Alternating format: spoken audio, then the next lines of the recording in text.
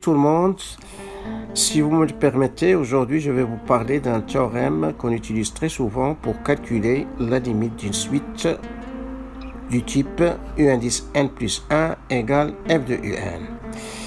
On utilise 5 conditions et on oublie malheureusement la 6e condition qui est très importante car je vais vous montrer à la fin de la vidéo, à l'aide d'un contre-exemple, que les 5 conditions qu'on utilise ne suffisent pas pour dire que la limite de la suite U indice n est solution de l'équation f de x égale x, etc. Cette 6e condition qu'on trouve dans le manuel de Sciences Maths a été malheureusement omise dans tous les autres manuels.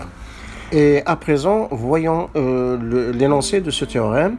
Donc, soit petit p, un nombre entier naturel, donc petit p peut être égal à 0, ou 1, ou 2, ou 3, ou n'importe quel entier naturel. Alors, on considère une fonction f et un intervalle i de R, tel que i soit inclus dans l'ensemble de définition de f. C'est-à-dire tel que on puisse parler de f de x pour x appartient à l'intervalle i. Et tel que f de i est inclus dans i, c'est-à-dire tel que pour chaque x appartient à i, son image f de x reste toujours dans i. Et soit petit a un réel tel que petit a appartient à l'intervalle i. Alors après on considère la suite u indice n supérieur ou égal à p. D'habitude, U indice n, la suite, elle est définie à partir de son premier terme U0. Mais il se peut qu'elle soit définie à partir de son premier terme U1. Dans ce cas-là, en indice ici, il faut mettre n supérieur ou égal à 1. Mais il se peut aussi que la suite soit définie à partir de son premier terme U2. Dans ce cas-là, au lieu d'écrire n supérieur ou égal à 0 ou n supérieur ou égal à 1, on écrira n supérieur ou égal à 2. C'est-à-dire, à la place de p, il faut mettre 2.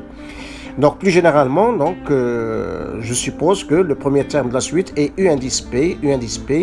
Donc, P, ça peut être égal à 0, 1, ou 2, ou 3, ou 4, ou n'importe quel autre entier naturel. Voilà, donc défini par son premier terme U indice P égale 1 et par la relation de récurrence pour tout n supérieur égal à P, U indice n plus 1 égale f de Un. Alors, remarquez ici que le fait que petit a soit un élément de l'intervalle i, c'est-à-dire que le premier terme U indice P appartient à l'intervalle i, et que f de i inclus dans i, ce sont ces deux relations-là, ce sont ces deux propriétés-là qui nous ont permis de définir la suite U indice n supérieur à la P. Bon, après, on vous dit que si f est continu sur i, c'est très important, f est continu sur i, et si un est convergente de limite L, et si, voilà, c'est la 6e condition qu'on oublie ici, hein, et si L appartient à i, alors ici c'est pas du tout difficile, hein, c'est très facile à vérifier en général, hein, pour, L appartient à i, d'accord, mais c'est très grave d'oublier de préciser cette 6e condition. Alors, si cette 6e condition, elle appartient à i, est vérifiée, alors petit l est solution de l'équation f de x égale x dans l'intervalle i. Alors donc, récapitulons, donc pour pouvoir appliquer le théorème précédent, d'accord, afin de calculer la limite L d'une suite du type U indice n plus 1 égale f de Un, donc on énonce les 6 conditions comme suit, d'accord. Donc premièrement, f continue sur i, deuxièmement, f de i inclus dans i, c'est-à-dire quel que soit x appartient à i, f de x appartient à i.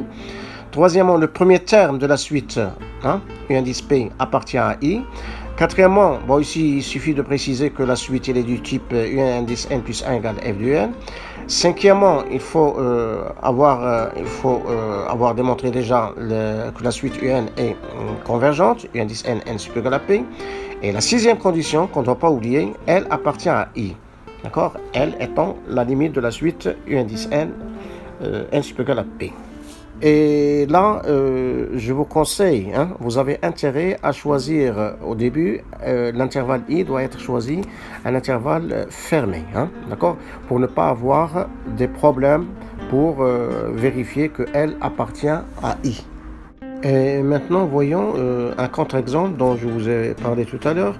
Donc, je considère dans ce contre-exemple une fonction toute simple, d'accord? C'est la fonction petit f définie sur l'ensemble R tout entier par f de x égale 1 demi x si x est supérieur strictement à 0 et f de x égale 1 si x est inférieur ou égal à 0. Et je choisis comme un intervalle l'intervalle I ouvert 0 plus l'infini. Alors, dans cet exercice, je vous laisse le soin de vérifier, donc, premièrement, que f est continu sur I. Après, vous allez vérifier que f de I est inclus dans I.